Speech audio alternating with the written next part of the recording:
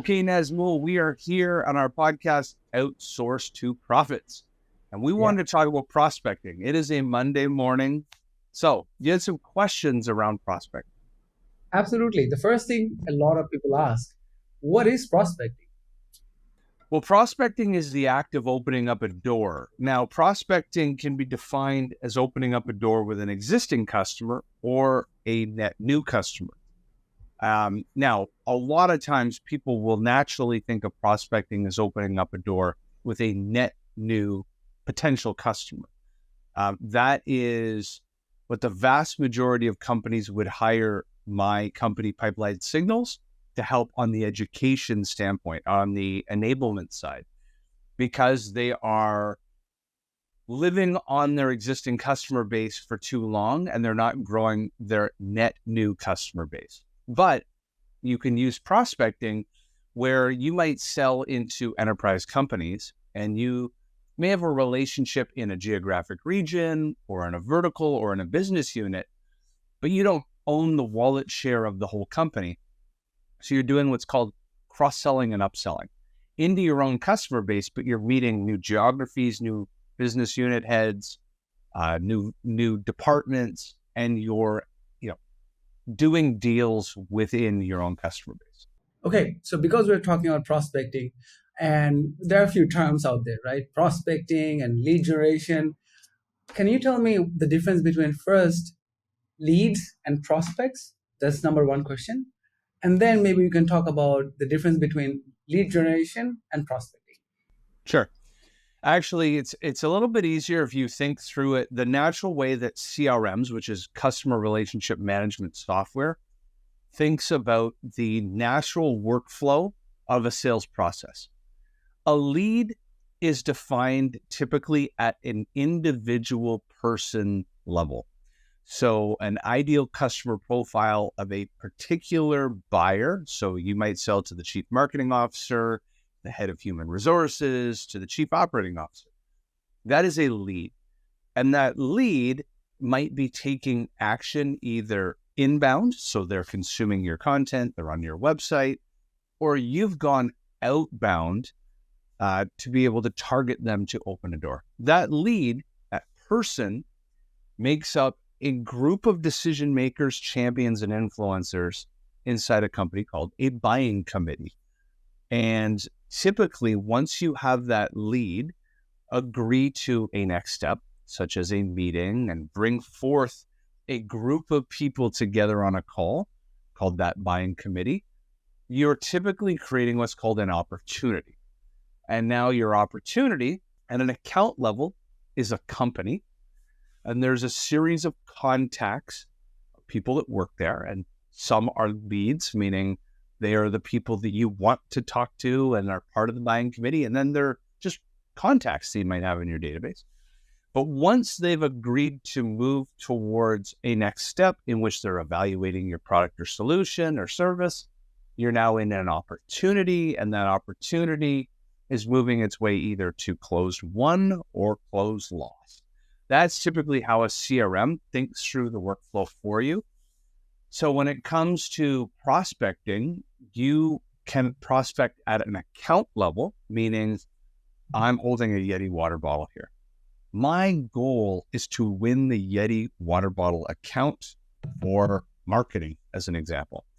I need to reach out to many different people, so contacts, and turn those leads of those individual people into an opportunity in which a mass amount of people that make up the buying committee come to a next step, come to a consensus that they want to bring on my business as a partner, as an example. That's account-based selling. And then some companies don't do account-based selling.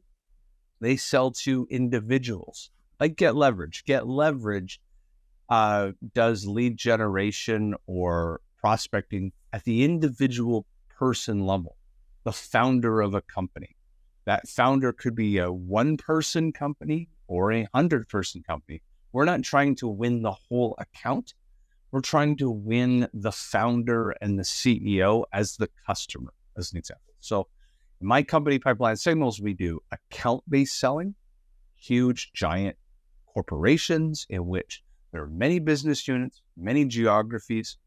We're trying to wrangle a buying committee. In Getlevrg, at this current moment in time, we are attracting the individual founder and the CEO as an example. So I hope that answers some of your questions. It does. It does. So just to simplify, first comes lead. Leads turn into prospect. Prospect turns into opportunity, and then opportunity converts into client. Did I say it right? A lead and a prospect can be an interchangeable word. Basically, a lead and or a prospect can turn into an opportunity. Yes. Okay, so lead or prospect can turn into an opportunity. Okay, fantastic. Yeah, that was simple. Can you tell me 1, 2, or 3 things probably people miss out when it comes to prospecting? So this can be the basic things that people usually miss out, and by people I mean founders. What are those things? Sorry, to clarify, the question is, what are some of the key ingredients to attracting a founder in a message? Yeah, that, and at the same time, maybe there are people who are prospecting. Maybe there are people who are trying to generate lead or get more clients. In simplest term, people want more clients, and that's when they're trying to prospect. What are a few things usually people misunderstand, or in terms of making mistakes? 1, 2, or 3 things that you can talk about. Yeah. So the first is you need to win customers. There are 2 simple sales motions, like if I were to simplify a sales process, you either have an inbound motion and or an outbound motion. So an inbound motion means you are attracting, like a lighthouse or a magnet, you are attracting prospects towards you. Now, the ways that companies typically do this: content marketing, paid media. These are small examples of ways of getting noticed, attracting people, and bringing them towards you. A very important part of the sales process. So, as a business owner, you might have a podcast, run webinars, post on social media, run advertisements, Google keywords, search engine optimization. These are details or tactics that make up a broad strategy of an inbound sales motion. The next is an outbound sales motion. And this typically happens when the type of companies that are coming in towards you are either not enough or not large enough and or do not make up the ideal customer profile. So you might have people on your website or downloading your information that are individual users of your product, but they're not the decision makers, and they're not of the right size or spend of a company that could help you grow to where you need to go. So you need to develop an outbound motion, meaning you need to sail your boat into the deeper waters and you need to fish for the bigger companies. And this is where you might have an account-based model where you are attracting bigger companies that require you building consensus around a buying committee and so forth. So now you need to develop a outbound sales strategy that has you prospect on a consistent basis, that is telling stories, a series of stories that are attracting those prospects to wanting to come to a meeting with you. I think that to answer your question, Nazmul, a lot of founders, and I even made this mistake in both my first 2 companies, in Sales for Life and Pipeline Signals. In Sales for Life, we built 100% inbound sales motion. It was amazing, but at scale, it becomes very expensive because the bigger you get, the bigger the companies need to get, the more money you need to put into attracting more and more people towards you. When we started Pipeline Signals, we decided to do the polar opposite of our own strength, and we decided to target an outbound motion only to regret wishing a year earlier I had started a balanced inbound approach as well. Now we have both moving, but I lost a year where I should have just started them both at the same time. So I hope that answered your question. Yeah, absolutely. I just wanted to add 2 things, and maybe you already mentioned one of them. I think a lot of people miss out on the storytelling part. It's really easy to send a message, right? You can just write something, whatever you want. It can be a word, it can be a few sentences, and send it. I think people miss out on the part where you need to be able to tell a story, whatever the story is, through the message, and not just saying, "Hey, hey, I have this thing. Do you want to buy it?" I think that's where people miss out. That's one. The other thing is follow up, following up properly. Research shows that you need to be in touch with a person 7 times at least. 95% salespeople do not follow up after the second attempt. That's crazy. And by the way, these are not my numbers, not numbers that I'm giving. You can Google, and it gives you the exact figure that I'm talking about. So I think following up is definitely another key thing that a lot of us miss out on. Like, we just say probably hi, and then we probably ask some question, and then we forget, oh, when did I send a message to this person, and when should I send the next one? So yeah, I would definitely talk, mention storytelling and follow up. I think these are important. What do you think? Well, and follow up is broken down into two pieces as well. So there's Yeah. follow Okay. up on your cold, outbound, never Mhm. spoken to, or it could even be inbound Mhm. leads that came to you, but we'll call Mhm. them cold, meaning you have yet to have had a discovery call with them or a demo and so forth. So as Mhm. Nazmul mentioned, the studies have shown that it's not until, it's like a compounding effect. It's not until Right. message 7 through 12 in which somebody has seen your name on social media, they've received a Mhm. message from you, they got a text from you, they got a cold call from you. Now all of a sudden you've planted the seeds of inception, you've got their attention. But there's often, founders forget there's something called a pipeline coverage as well, meaning you've now already had a demo, you've already had discovery calls. Typically, you win 1 out of 4, 1 out of 5 of these opportunities, meaning you have 20 to 25% close win rate. Well, that means that for every 5 meetings you have, one of them you won. What happened to the other 4? Yeah. And this happens every week, every month, every quarter, every year. They start to compound. And you have end up with hundreds of these past opportunities that go nowhere. You lost to primarily the status quo, maybe to a competitor, but you could be nurturing them every week, every month, every quarter because life changes for them.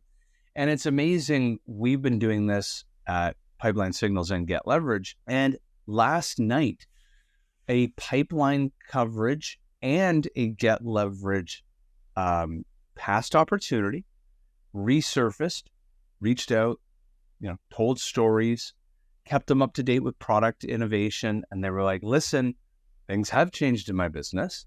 And I Yeah. booked a meeting for 2 weeks from now. But those are often forgotten. You're so right, and especially the one that you just mentioned, like, somebody surfaced after, I don't know, probably a year or two. I'll give you my own experience that I had today. So I had a conversation with this gentleman about 3 years ago, June 2020. I remember that date because he replied to that email recently. That's why I remember the date. So 2020, which is like about 3 years ago from now. And throughout the entire time, we stayed in touch. It's not like I kept sending him message every single week. Obviously, I didn't do it, but we stayed in touch. And probably we had conversation after 6 months or so, every 6 months or so. Long and the short, recently we met at an event, and he's like, "I've been meaning to get in touch with you. I'm really happy that we just connected again.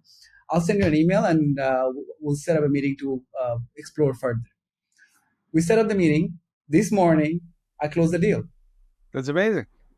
Yeah, and it's the largest package that I have. So that client probably was taking a smaller plan that I had in 2020, but now he took the best one, or the most expensive one that he thinks is will give him the best value.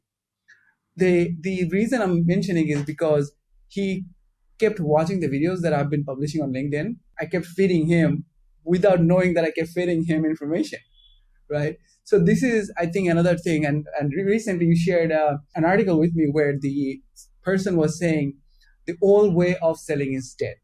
We cannot just send request and say, hey, here's what I have, would you like to buy it? I think, alongside prospecting, if the founder really produces high quality content, it's going to work like magic. I think that's definitely, and this is not what I'm saying, this is what the other person and a lot of sales leaders were saying, is that one, prospect, at the same time, establish yourself as the industry guru or the industry leader. Show them what you know. That's it. You don't have to come up with something new. Just tell them what you know. So the content creation part, maybe we'll just add value. I know we drifted apart, but from the actual subject, but I really think this might help Nope, I to agree. the people who want prospect. Yeah. Now, last question that I have. We all know the benefits of prospecting, and we also know we keep talking about it and we don't do it, right? We keep thinking, today I'm going to open my LinkedIn and I'm going to prospect. That day doesn't come.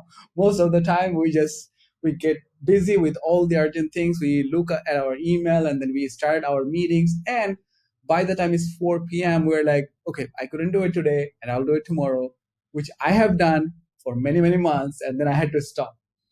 We have the perfect solution for that, Jamie. Now, what is that? And I'd love for you to just explain a little bit why they should hire Getlevrg for that and not just do it by themselves. Yeah, and I'll do it through kind of situation challenge resolution. Sure. The situation is, you as a founder, you know in your heart of hearts, you are the industry expert, you are the guru. Your social network is filled with prospects, with customers you can upsell and cross-sell. But your big problem, your challenge is time. You know you need to do this, but you can't.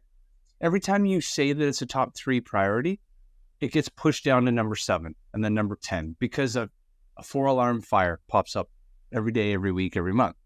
And so what happens is you look at your pipeline and you get frustrated and you say to yourself, like I wish I had more pipeline. You know where it is. You know where the well to draw upon from is, or the drinking hole. You just don't have the time or the energy to be able to do it. So what we created is something called Digital Prospector, and it's pretty simple. We have offshore talent, business development representative, that becomes you, logs in, takes your messaging, your cadence and sequence, your list of prospects or customers, your campaigns. As an example, we're running pipeline coverage campaigns, meaning nurturing our past opportunities. We're trying to open doors with net new customers. We're running multiple campaigns, but they become you, an extension of you. They're engaging up to 50 contacts every single day. That's 1,000 a month. Conversations, 1,000 conversations every month. The only thing you need to do is have your Calendly or whatever, meeting booking tool you like to use open, and they're opening doors for you. They're reestablishing network connections with customers. They're booking meetings with past customers, whatever it is. And now the thing that you wanted to do can be done. And that's what we created as Digital Prospector. Lovely, Jamie. I really think this will help a lot of people. We talked about the basics, we talked about the benefits, and we talked about the perfect solution that we have for the founders. Anything else that you want to add? And then we can close our podcast for today. No, I think ultimately, as small business owners, pipeline saves lives. It's take advantage of an opportunity in which you have built up a robust social network and now can leverage it. Thank you, Jamie, for your time. If you're watching this on YouTube, do subscribe and hit the like button. Or if you are listening to this podcast on any other channel, do follow us. Until next time, Jamie, take care.